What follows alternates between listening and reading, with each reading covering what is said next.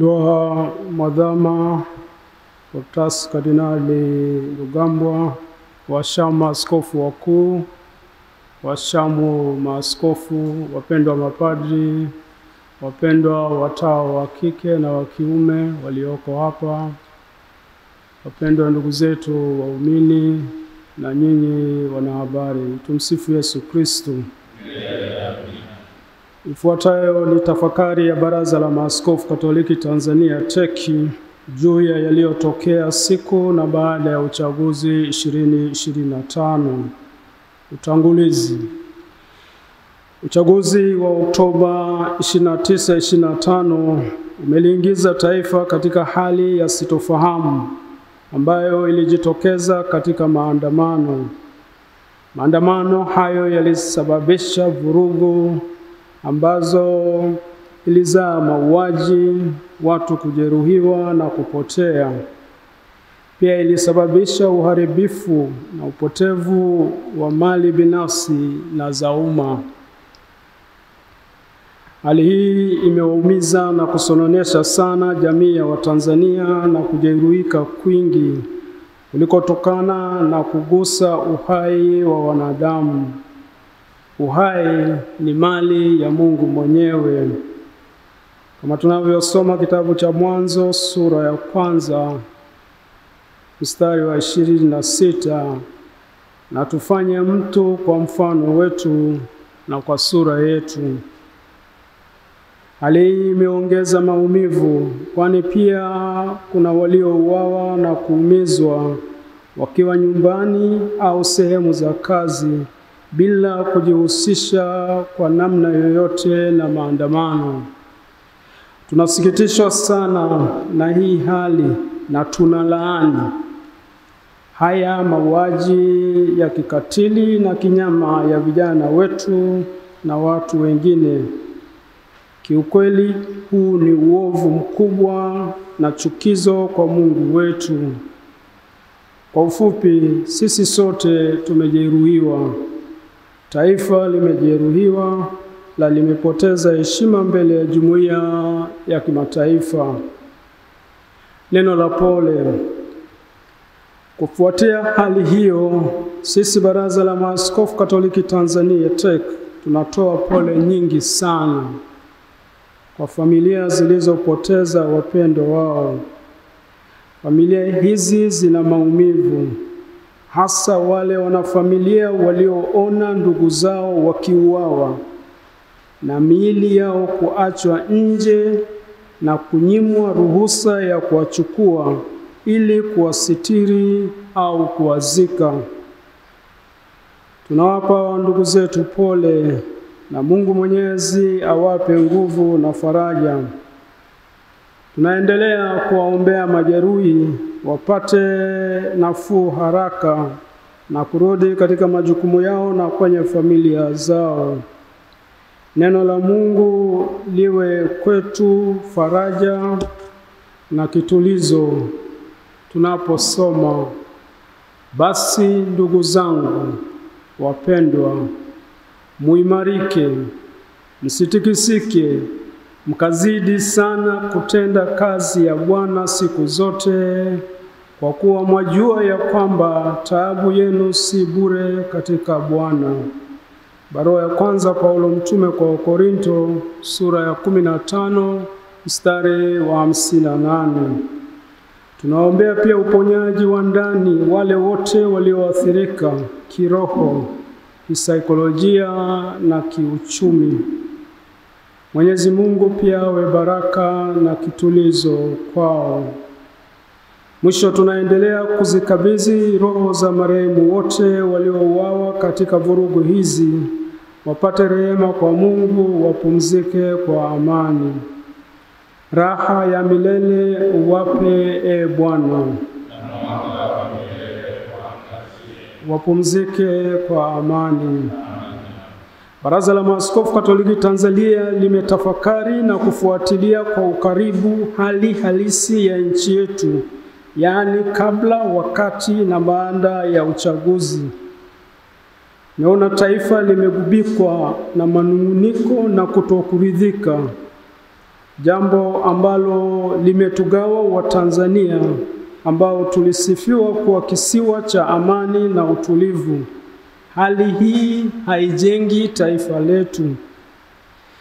Hivyo basi zinahitajika juhudi za makusudi katika kulileta taifa pamoja na kuponya maumivu yaliyo katika familia zilizopoteza wapendwa wao na sisi sote. Baada ya kusema hayo, tunapenda kuwashirikisha yafuatayo. La kwanza, kila maandamano si uhalifu. Kuandamana ni haki ya raia kama njia ya kufikisha ujumbe au malalamiko. Ikiwa njia ya mazungumzo imeshindikana, cha msingi yawe maandamano ya amani. Katiba ya Jamhuri ya Muungano wa Tanzania, na nukuu, inatambua haki ya kufanya maandamano ya amani, mwisho wa nukuu. Rejea ibara ya 20 na ibara ndogo ya kwanza. Inasikitisha kuona kuwa waandamanaji waliojitokeza siku ya uchaguzi wote waliwekwa katika mwavuli wa uhalifu. Adhabu ya mwandamanaji sio kuuawa. Katika tafakari yetu tunafikiri kati ya mengine mengi mambo yafuatayo yalisababisha maandamano. Kwanza, usalama. Kumekuwepo na matukio ya waziwazi ya mauaji, utekaji, kupigwa na kuumizwa kwa raia bila kuwepo na nia thabiti ya kukomesha maovu hayo, ambayo ni kinyume na Katiba ya Jamhuri ya Muungano wa Tanzania ibara ya 14. Kila mtu anayo haki ya kuishi na kupata kutoka katika jamii hifadhi ya maisha kwa mujibu wa sheria.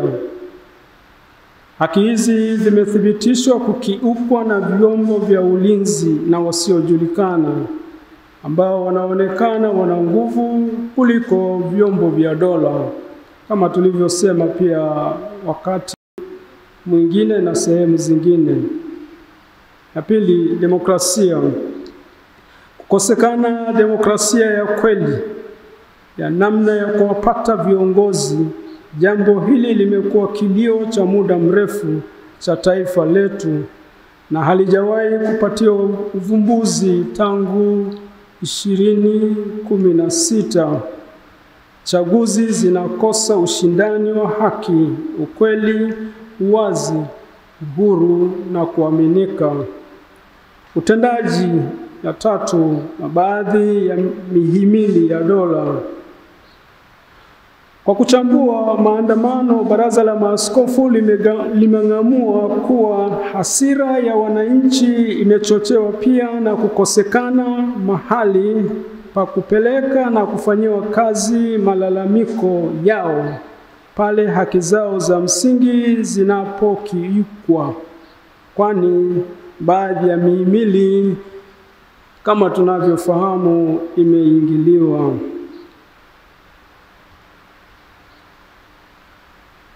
Matumizi ya nguvu kupita kiasi. Vifo vilivyotokea vimeonyesha wazi kuwa vyombo vya usalama vimeshindwa kudhibiti maandamano kwa weledi, kwani walitumia silaha za moto.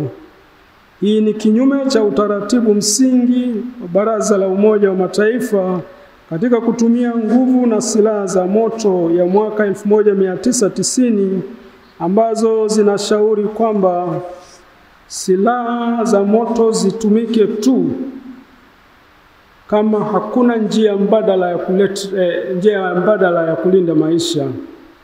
Hata katika vita huwezi kutumia kila aina ya silaha. Maandamano si vita, lakini zimetumika silaha zinazotumika katika vita. Askari waliua ndugu zetu wasio na silaha holela na kwa ukatili mkubwa kama wanyama. Kitu kinachotufanya tujiulize Binadamu mwenye akili timamu anawezaje kufanya vitendo kama hivyo? Huduma za kitabibu. Kuwakatalia majeruhi haki ya kupata matibabu ni jambo ovu, kwani linakiuka haki ya kupata huduma za kitabibu na pia ni kinyume na maadili ya sayansi ya tiba. Lengo la tiba ni kutunza uhai, ambayo ni zawadi kutoka kwa Mungu na ni haki za kila binadamu. Miili ya waliopoteza maisha. Imethibitika kuwa baadhi ya waliopoteza maisha miili yao haijapatikana. Inasikitisha ya kuwa baadhi ya watu walipotaka kuwazika wapendwa wao hawakuikuta miili hiyo. Tunaomba kama wadau wengine walivyokwishaomba kuwa ni hekima na busara kuwapatia wanafamilia miili ya wapendwa wao, wakaipumzishe au kuisitiri kwa heshima kadiri ya imani ya dini, mila, desturi na tamaduni zao. Imani yetu inatufundisha kuwa kuna maisha baada ya kifo na kifo si mwisho. Maana parapanda italia, wafu watafufuliwa, wasiwe na uharibifu, nasi tutabadilika. Barua ya kwanza ya Paulo mtume kwa Wakorinto, sura ya 15 mstari wa 52. Nini kifanyike ili kuponya taifa letu? Taifa letu limeumizwa na ni hatari, linaweza kugawanyika zaidi. Sisi Baraza la Maaskofu Katoliki Tanzania tunashauri wale wote wenye dhamana ya kutuongoza wazingatie mambo yafuatayo ili kuepusha vurugu na mauaji yasitokee tena. La kwanza, viongozi wenye dhamana. Mamlaka zinazohusika ziendelee kulaani mauaji yaliyofanyika na kukiri ukweli kuwa hawa waliouawa ni ndugu zetu. Jitihada za makusudi zifanyike ili haki na ukweli itawale tena katika taifa letu. Mwenyezi Mungu anatoa onyo kali kwa watawala wasiotenda haki. Wafalme wakitenda yasiyo haki ni chukizo, maana kiti cha enzi huthibitika kwa haki. Mithali sura ya 16 mstari wa 12. Mwanzo wa uponyaji wa taifa letu unahitaji kukubali na kukiri makosa. Namba 2, kuwajibika. Wakuu wa vyombo vya ulinzi na usalama wote waliohusika na mauaji wawajibiki au kuwajibishwa na mamlaka zao za uteuzi. Hasira ya wananchi ipo katika kuona hakuna anayewajibika kwa matendo maovu waliofanyiwa raia. Bwana Yesu anatufundisha, nayo hiyo kweli itawale uhuru. Yohana sura ya 8 mstari wa 32. Namba 3, uchunguzi. Kwa kuwa jambo hili limesababisha maafa, tunashauri ufanyike uchunguzi utakaowashirikisha wadau wa ndani na nje. Wadau tunaowapendekeza watoke kwenye tume huru isiyofungamana na upande wowote, kama jumuiya na taasisi za kimataifa, taasisi za dini, asasi za kiraia na wataalamu wa haki na mambo ya kidemokrasia. Na serikali yetu iwe tayari kupokea na kufanyia kazi ripoti watakayotoa. Hii inaweza kuwa moja hatua muhimu ya kuponya taifa letu. Namba 4, maisha ya uadilifu na uwazi ya viongozi. Tunahimiza viongozi wenye dhamana ya kutuongoza waishi maisha ya uadilifu, uwazi, ukweli na uwajibikaji ili kujenga misingi ya kuaminiana. Namba 5, waliokamatwa. Wale wote waliokamatwa kwa hila kabla, wakati wa uchaguzi, hata baada, na kuwekwa mahabusu au pasipojulikana, waachiwe huru na bila ya masharti yoyote. Namba 6, katiba mpya na utawala wa sheria. Katiba mpya na utawala wa sheria vimekuwa kilio cha muda mrefu hapa nchini. Mchakato wa katiba mpya yenye kujali utu, usawa, haki, ukweli kwa wote uanze kwa kushirikisha wadau wote, ili tusirudi tena katika machafuko na nchi iongozwe katika misingi ya utawala wa sheria. Kusikiliza wananchi. Siku zote ni vizuri kuwasikiliza na kujali matashi mazuri ya wananchi. Watu wasiposikilizwa watazungumza kwa namna wanayojua wao. Namba 8 na mwisho, sala. Tunatoa mwaliko kwa wananchi wote wa taifa la Tanzania kuendelea kusali na kuyaweka haya yote mikononi mwa Mungu. Tuendelee kusali ili kuiombea haki, ukweli, amani na uponyaji, ili nchi yetu iendelee kukua tubaki kuwa wamoja. Waliofiwa wapate tulizo, walioumizwa wapone na kurudi katika maisha ya kawaida na kwa ndugu zao. Nasi tuombe ili kujenga umoja wa kitaifa kama Yesu anavyotukumbusha, ili wawe na umoja kama sisi tulivyo wamoja. Yohane sura ya 17 mstari wa 22. Hitimisho. Tukumbuke kwamba risasi hazikuwahi kunyamazisha watu, kwani vifo huhamasisha vifo zaidi.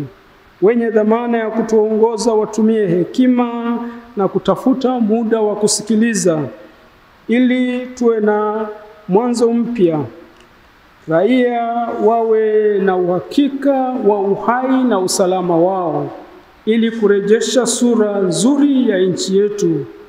Tunazidi kuwaombea majeruhi na wagonjwa wapone, na marehemu wapate tuzo la milele. Raha ya milele uwape, Bwana, wapumzike kwa amani.